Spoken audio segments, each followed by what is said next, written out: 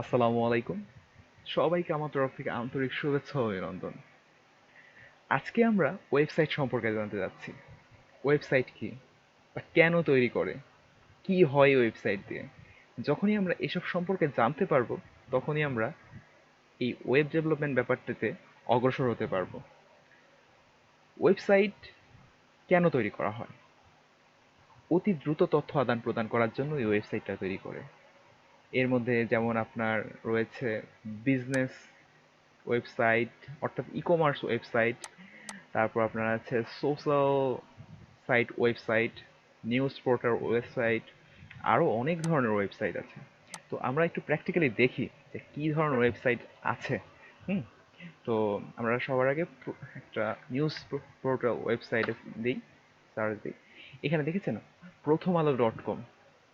এখানে হচ্ছে বাংলাদেশের যেই একটি জনপ্রিয় পত্রিকা প্রথম আলো, তো এটারই একটি অনলাইন ভার্সন হচ্ছে এই ওয়েবসাইটটি। এটা একটা ওয়েব পেজ, এটা পুরোটাই একটা ওয়েব পেজ। তো এটা হচ্ছে একটি নিউজ পোর্টাল ওয়েবসাইট। এখানে আপনার প্রথম আলো পত্রিকায় যা আসে, এখানেও আপনার অনলাইন ভিত্তিক আপনার এখানে যত আপডেটগুলো আছে প্রথম আলোর, আপনারা এখানে এসে পাবেন। তো সেকেন্ড আমি এটা আরেকটা ওয়েবসাইট সার্চ করি, এটা হচ্ছে দারাজ.com। এটি হচ্ছে একটি ই কমার্স ওয়েবসাইট।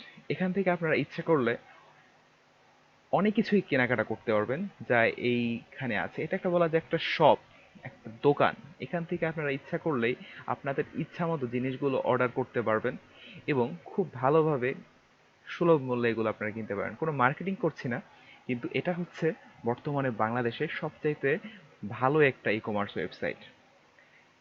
এখান থেকে আপনারা পণ্যগুলো ক্রয় করতে পারেন।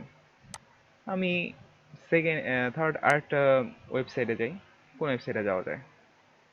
বাংলাদেশে একটা ওয়েবসাইটে যাই, হ্যাঁ। বাংলাদেশ.gov.bd। এখানে গেলে আপনি সরকারি তথ্যগুলো, আপডেটগুলো পাবেন। এখানে এই যে এখানে লেখা এসেছে কিন্তু করোনা ভাইরাস মোকাবেলায় মাননীয় প্রধানমন্ত্রী শেখ হাসিনার 31 দফার নির্দেশনা। দেখেছেন এখানে কিন্তু আপডেটগুলো কিন্তু কন্টিনিউয়াস এসেই যাচ্ছে এবং এগুলো সক্রিয় সব সময় থাকবে। আপনি সোশ্যাল ওয়েবসাইটে যেতে চাইলে আপনি ফেসবুকে যেতে পারেন। ফেসবুকে যখন যাবেন তখন দেখবেন যে আপনার এটাও কিন্তু একটা ওয়েব পেজ এবং ওয়েবসাইট। যখন এগুলো সবগুলোই কিন্তু এক একটা ওয়েবসাইট। তো এই ওয়েবসাইটে কি থাকে? ওয়েবসাইটে ফার্স্ট থাকে হচ্ছে আপনার পিকচার, সেকেন্ড থাকে টেক্সট, থার্ড ভিডিও। এই তিনটার কম্বিনেশনেই একটি ওয়েবসাইট তৈরি হয়। তো এই ওয়েবসাইটগুলো কোথায় থাকে? এর আগের ভিডিওতে আমি হয়তোবা বলেছিলাম যে হোস্টিং সম্পর্কে।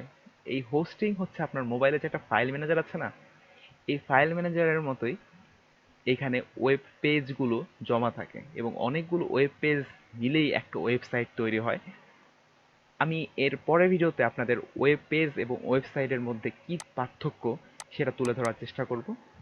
তো আমি আশা করি ওয়েবসাইট সম্পর্কে আপনাদের কিছু হলেও ধারণা দিতে পেরেছি। আপাতত এতটুকু জানলেই হবে। ইনশাল্লাহ আপনারা আগামীতে আরও অনেক কিছু জানতে পারবেন। আমি অনেক আপডেট দিব আপনাদের কাছে। এই ভিডিওগুলো আপডেট হিসাবে আপনাদের কাছে আসছে।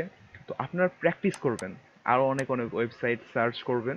তো আমরা আগামী ভিডিওতে জানতে পারবো যে ওয়েবসাইট ও ওয়েব পেজের মধ্যে কি পার্থক্য। তো ততক্ষণ পর্যন্ত অপেক্ষা করবেন এবং আমাদের ভিডিওগুলো শেয়ার করবেন। ধন্যবাদ সবাইকে। আসসালামু আলাইকুম।